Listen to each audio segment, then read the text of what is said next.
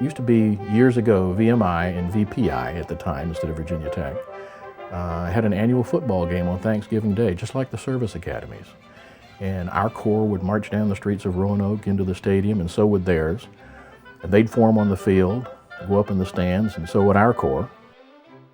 Where VMI always got it over us was that they had a cannon. It was a little cannon, it was almost just a pop gun. But when we played VMI every year at Thanksgiving, whenever VMI was lucky enough to score a touchdown, they'd fire that little cannon.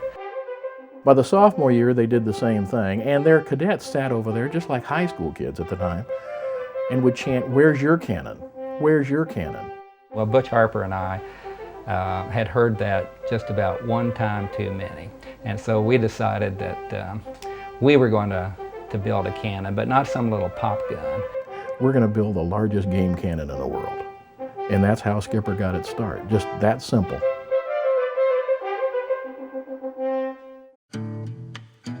Over the next year, Harper, Hickam, and fellow cadet George Fox took the necessary steps to make their dream a reality. Hickam, armed with the blueprint of a Civil War cannon and aided by the school's engineering department, constructed the cannon's mold. Harper, meanwhile, went about collecting the brass necessary to mold the cannon and enlisted the help of the Virginia Foundry Company, whose head Paul Huffman agreed to forge the cannon for free. With the cannon being molded in Roanoke and a carriage secured in Washington, D.C., the boys moved on to the problem of how to fire their mighty weapon. So I took the easy way out and basically built little bomblets out of plastic squeeze bottles.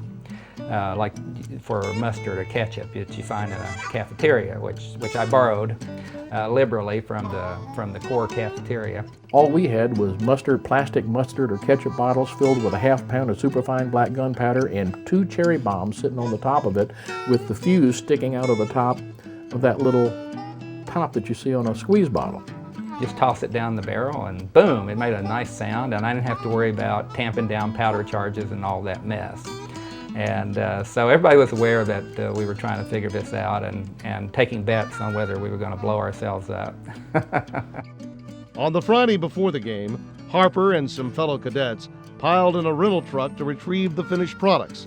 After making stops in Roanoke and Washington, D.C. to pick up the barrel and carriage respectively, the boys headed home, their momentary joy soon to be extinguished by the greatest of national tragedies. On the way back, we weren't outside of Washington more than about, I'd say 15, maybe 20 minutes. And the lead car, who we were following, pulled over and they came back and they said, "The president's been shot."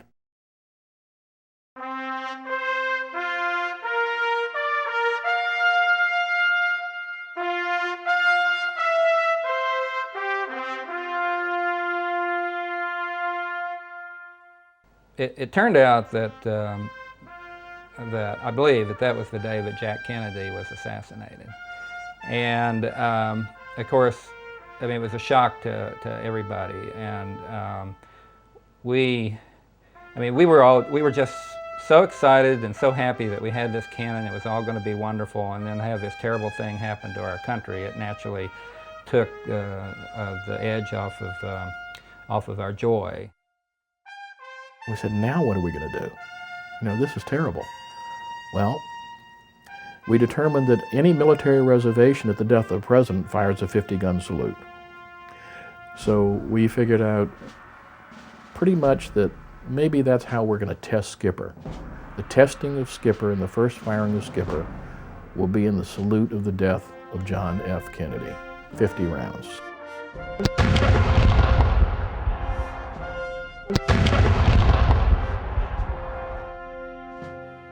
And while the nation mourned, the boys found inspiration in a name.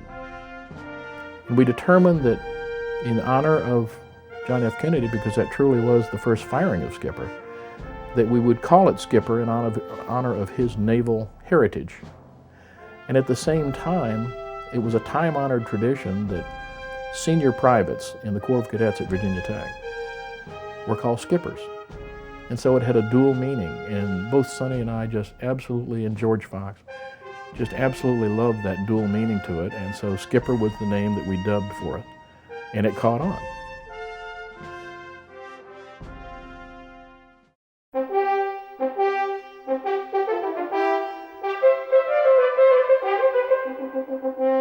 When it was announced the game would be played as planned, Harper and Hickam began preparation for Skipper's grand premiere.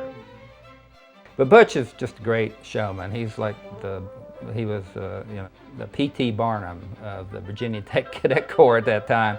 So he had in mind that we would still keep this thing a secret. So we're not going to bring the cannon in with us as we march down the street. We're going to hide it under the stadium in a storage room the night before the game and guard it. And then we're going to have 50 rat freshman cadets on cue, when we cue them, to bring it out into the stadium and position it and bring it in attached to huge ropes that they'll all be pulling, very Romanesque, into the stadium.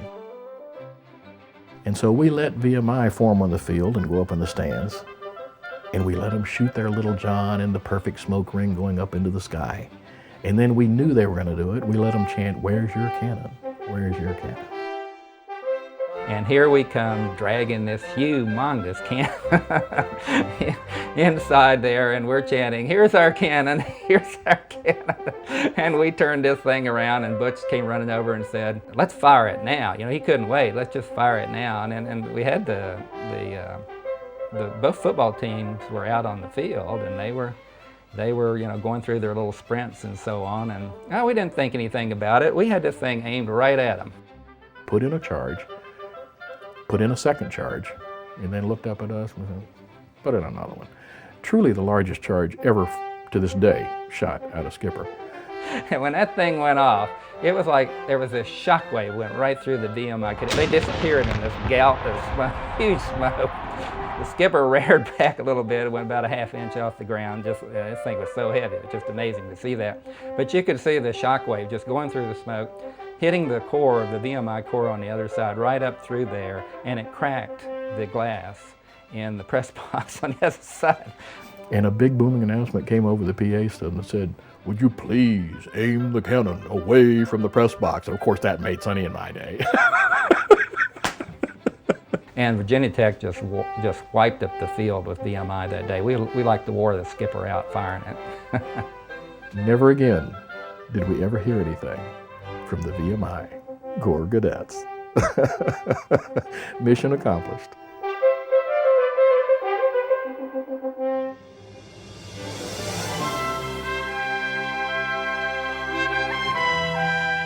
For Harper and Hickam, Skipper's successful debut was a sign of things to come in their own lives.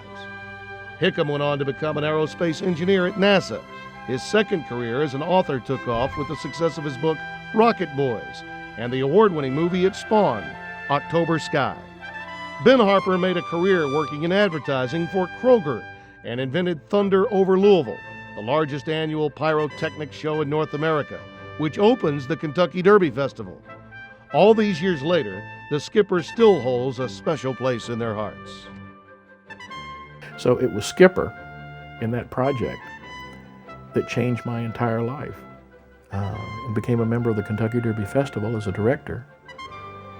I created their opening ceremonies, which is now the largest fireworks show, light show, and air show in the world, all in one day, attended by 800,000 people. And it all goes back to my explosive roots with Skipper. And if you take a look at Sonny, he went on into NASA, working with rockets and astronauts and what have you. And so I think that little thing that sometimes you have in life that can affect the rest of your life and the direction you go and what is your destiny. You never know when it's going to come, and you never know what it's going to be. And for Sonny and I, it was Skipper.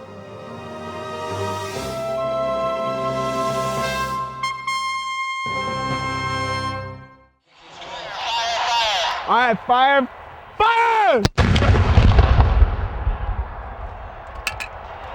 That's how you fire the cannon.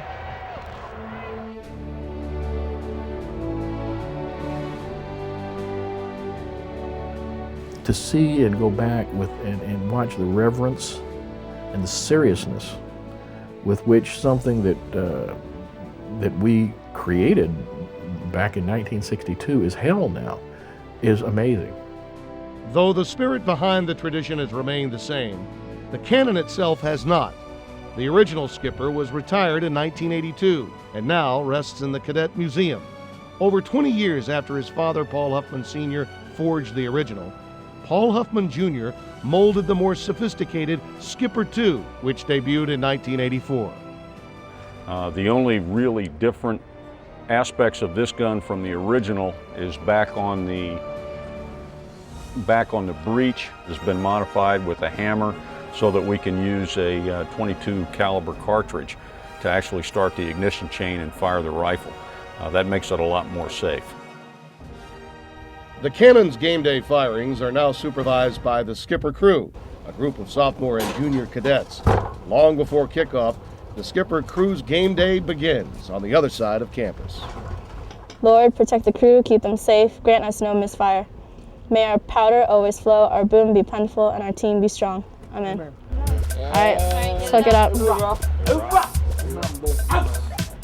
And then we basically just hook the cannon up to the truck and we drive over there.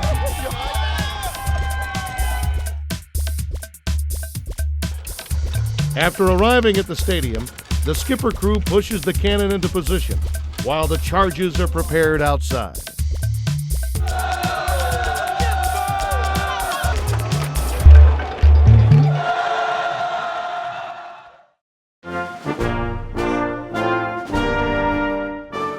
Before the fire, you're kind of, I guess, anxious. Is it gonna go off? Because sometimes you get misfire. The only thing that is going through my mind is, please let it fire, please let it fire, please let it fire.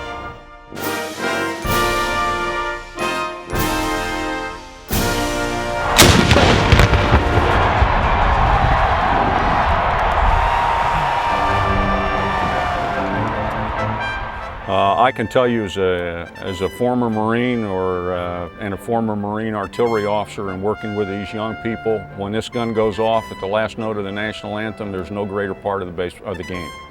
No greater part of the game. And then once it fires and, you know, everyone starts cheering, then it's kind of like my relief, like, okay, good, it fired, I did my job right. It's an amazing feeling. Like, I felt nothing like it anywhere else. And as soon as cannon fires and people just going crazy, I don't know, my body gets chill and it just, I don't know how to explain. You gotta be there. The gun crews still have the same spirit that the original Skipper Crew did, and I'm proud of them. Every time I go back, that's where I go. The heck with watching a football game, I go out and help those guys fire that cannon.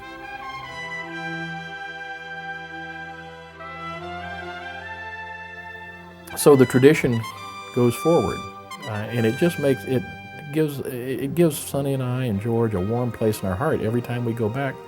A wonderful feeling to know that something that you had a part of that long ago is still a tradition at Virginia Tech.